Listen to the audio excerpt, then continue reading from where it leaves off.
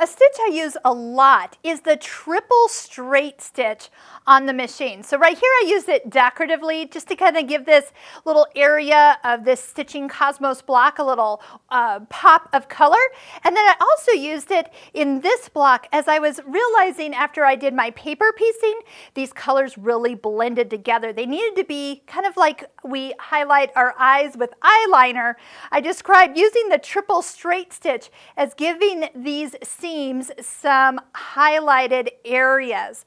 And the triple straight stitch is stitch number 6 on the Bernina 790 Plus. Now you look at it and it just looks like a normal straight stitch, but when you sew it, it's going to stitch 2 stitches forward and 1 stitch back. It does start off at a longer stitch length of 3, and there is a zigzag version of this as well. And I'm going to show you just a few other uses for this stitch. It is considered a stretch stitch as well. And don't forget, you can use the question mark at any time and touch the stitch. So if you don't remember what it is or what it can be used for, the stitch number 6, optimal for reinforcing seams on heavy fabrics, used as a decorative effect, and then I would also add that it can be used as a stretch stitch. So just X out that information, but I love having that particular information at my fingertips. Just remember that question mark, touch it first, and then touch any part of your machine to see what it is. So the triple straight stitch, you'll see that it actually sews 2 stitches forward and then 1 stitch back.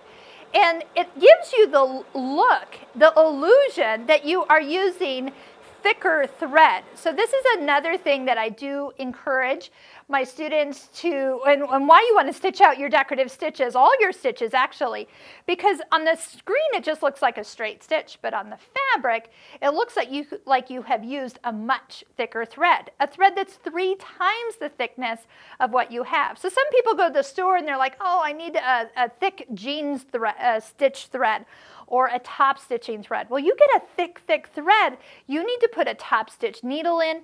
The needle needs to be bigger, and then you have the question, do I put that same thread in my bobbin so I have balanced stitches, or am I using a different way to thread in my bobbin? Now I have to adjust my tension.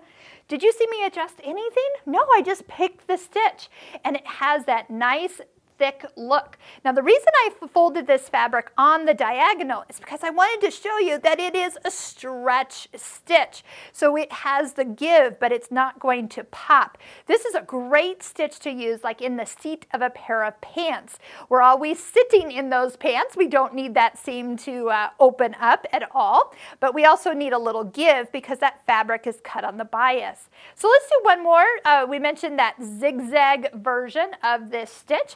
And once again, if we like it, we can also make it wider or narrower.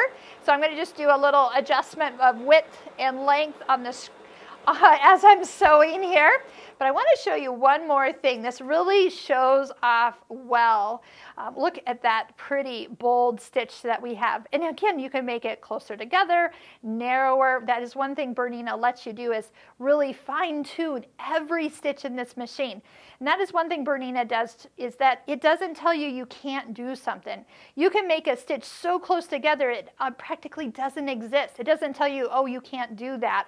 It just might not look great, but you can do all the settings for all the stitches. So look at this. This stitch is what you see on screen. So did you know what you see on screen is the size it's going to stitch out? So as you pick a stitch and you make it really close together and really narrow, that's what you're going to see on your fabric. So for those of you who are very visual and numbers are not really your thing, and I mean, no, numbers are good, but if you can just look up here and go, oh yeah, that looks about right, and give it a go, you will find that your picture on screen will look like what you see it on the fabric. Remember, we talked about taking your decorative stitches and actually stitching them out at different settings, a normal size, maybe a narrowed size, maybe a closer together size. Again, you're going to be able to see all of that right on screen before you even start to sew. So some of these stitches that don't look like much,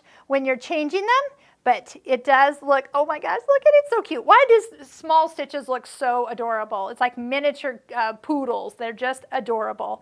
But you get to see what it's going to look like before you stitch. If you're curious about what the Ultimate Stitch Book is, click below this YouTube video and you can watch a free video from our Bernina Stitching Cosmos online course of how to properly stitch out all the stitches from this beautiful machine.